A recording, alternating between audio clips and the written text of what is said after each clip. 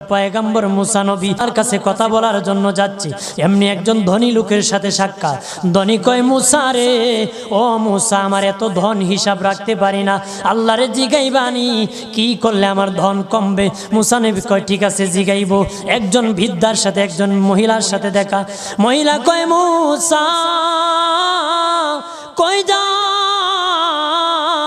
কই যাও রে মুসা? মুসা নবী কয়, তোর পাহাড়ে যাব, আল্লাহর সাথে কথা বল।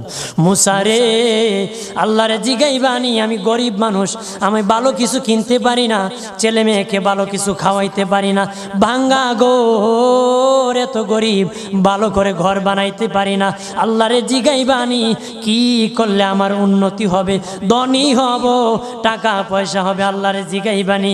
আল্লাহ মুসা নবী কয়, ঠিক আছে, আল্লাহরে জিগাইব, তুমি কেমনে ধনী হইবা? আল্লাহ নবী মুসা নবী তিন রাস্তার মোড়ে যা দেখে একটা লোক বসে আছে, তার দুই হাত নাই, দুই পা নাই, দুই হাত নাই, দুই পা নাই। ওই লোক ডাক দিয়া কয়, মুসা রে, জীবনে কোনোদিন নিজে হাঁটতে পারি নাই, নিজ হাতে খেতে পারি নাই, কেউ খাওয়াইলে খাই, নতুবা উপবাস থাকি, বৃষ্টি আসলে ভিজি, সেখানে আমি আবার শুকাই। ও মুসা, জীবনে কোনো কাজে দুনিয়ার লাগি নাই, আল্লাহরে জিগাইবানি কোন কারণে আমারে বানাইছে? আল্লাহ কয়, জিগাই মনে। মুসা নবী কয়, আল্লাহরে তোর পাহাড়ে মুসা নবী, মুসা ছিল কালিমুল্লাহ, কথা বলার প্রেম ছিল, কথা বলতো, কথা বলার প্রেম ছিল। কথা বলতে বলতে শেষ দিকে আল্লাহ গো, আসার সময় তিনটা লোক আমার কাছে প্রশ্ন করেছে। একজন লোক হলো ধনী, কিভাবে তার ধন কমবে গো? আল্লাহ বলেন, মুসা রে, তারে জানায়া দাও, যাকাত দেওয়া যেন বন্ধ করে দে, শুকরিয়া আদায় করা যেন বন্ধ করে দে, তাহলে আমি প্রভু আল্লাহ সুবহানাহু ওয়া তাআলা তার ধন কমায়া দিব। যদি শুকরিয়া আদায় বন্ধ করে, তাহলে ধন আমি কমাই দেব। এরপরে মুসা নবী বলে, ও মালিক, আল্লাহ একজন মহিলা বলেছে তার গরিব মানুষ গরিবী হালত যায় না, যত ইনকাম করে তার একটা ভাঙ্গা ঘর, ভালো ঘর বানাইতে পারে না গো। ও প্রভু, কি করলে তার ঘর উন্নতি হবে, তার অবনতির থেকে উন্নতি হবে? আল্লাহ বলেন, মুসা রে, মহিলারে জানিয়ে দিও, তারে আমি যা দিয়েছি তার উপর যেন সে শুকরিয়া আদায় করে। মুসা নবী বলে, মালিক, তিন রাস্তার মোড়ে গো আল্লাহ, একটা লোক তুমিও দেখতেছো যার হাত নাই, পা নাই। কত মানুষ হাত নাই গো, কত মানুষের পা নাই রে।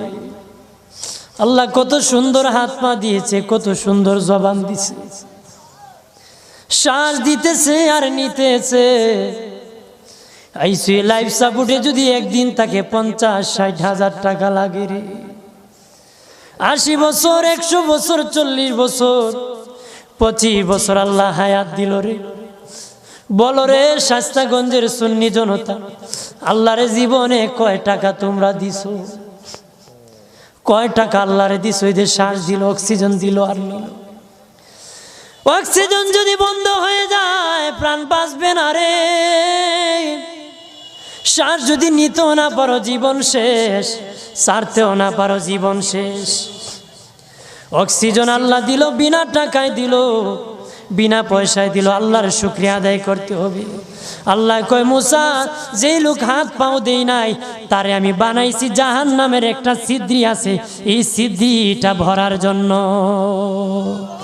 এই ছিদ্রি খানাটা বন্ধ করার জন্য আমি এই মুসায় এই লোকটাকে আমি বানাইছি। সুবহানাল্লাহ বলেন না? মানুষের সম্মান বেশি, মানুষের ইজ্জত বেশি, সৌন্দর্য মানুষের বেশি। আবু বকর সিদ্দিক রাদিয়াল্লাহু তাআলা আনহু মসজিদ নববীতে নবীর পাশে নামাজ পড়ার জন্য যাচ্ছেন গো বাবাজি। ওনার সামনে বৃদ্ধা একজন ইহুদি পড়েছে, বৃদ্ধ মানুষ কুটকুট করে হাঁটতেছে লাঠি বর করে। উনি দেখলেন যদি এই বিদ্যার পিছনে হাঁটেন, মসজিদ নববীতে নবীর পিছনে জামাত নামাজ পাবেন না। আর যদি ধাক্কা দিয়ে চলে যান, মুরব্বির সাথে বেয়াদবি হবে। আবু বকর সিদ্দিক রাদিয়াল্লাহু তাআলা আনহু আদব দেখাইয়া মুরব্বির পিছনে আস্তে আস্তে আস্তে আস্তে হাঁটতেছে। মানুষের সম্মান করলে আল্লাহ কত খুশি হয়, আর মানুষকে যে আল্লাহ সুন্দর করে বানায়।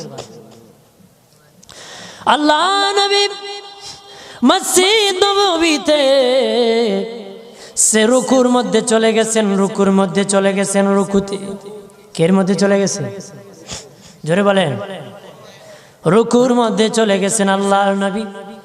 আমার আল্লাহ জিবরিল আমিন পাঠাইয়া নবীকে সংবাদ জানায় দিলেন, ও নবী, আপনার আবু বকর সিদ্দিক আমার এক সৃষ্টি বিদ্যাকে সম্মান দেখাইতে আসতে দেরি হতেছে, আর সে আস্তে আস্তে আপনি রুকুর থেকে উঠে গেলে 1 রাকাত নামাজ পাবে না।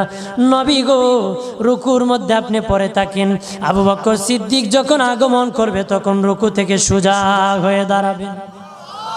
জোরে বলে আমার আল্লাহ বলেন, আবু বকর সিদ্দিক আমার সৃষ্টি ইহুদি হোক সম্মান দেখাইছি, ইজ্জত করেছে রে, আমি আল্লাহ আবু বকরকে সম্মান দেখাতে জামাতটা তার জন্য রেডি রেখে দিয়েছি। আব্দুল্লাহ ইবনে আব্বাস নবীজির রওজা দেখে বলেন, পৃথিবীর মানুষ শুনে নাও, এই রওজাওয়ালার জবান থেকে আমি শুনেছি রে, এই রওজাওয়ালার জবান থেকে আমি শুনেছি, রওজাওয়ালার জবান থেকে শুনেছি। নবী বলেছেন, কোনো বৃদ্ধ মানুষ যদি একটা গাঁটি নিয়ে দেয়, কেউ এগিয়ে দেয়, লাঠি পরে যদি উঠাইয়া দেয়, বৃদ্ধ মানুষ হাঁটতে পারে না, ধরিয়া ধরিয়া বাড়ি পর্যন্ত পৌঁছায়া দেয়। আব্দুল্লাহ ইবনে আব্বাস বলেন, এই নবীর রওজাওয়ালার জবান থেকে, আমার নবীর জবান থেকে শুনেছি। নবী বলেছেন, আমার মসজিদে নববীতে যদি কেউ 10 বছর ইতিকাফ করে একজন বৃদ্ধার লাঠি উঠাই দিলে 10 বছর ইতিকাফ করার সওয়াব আমল নামায় পাবে। হাত পাওয়ার শুকরিয়া আদায় করুন, ধনের শুকরিয়া আদায় করুন। রাজি আছেন তো? ধনী থাকলে ধনের শুকরিয়া আদায় করো, গরিব হলে গরিবী হালতের শুকরিয়া আদায় করো। হাত পাও যদি না দেয়, হাত পাও না দিলে শুকরিয়া আদায় করো।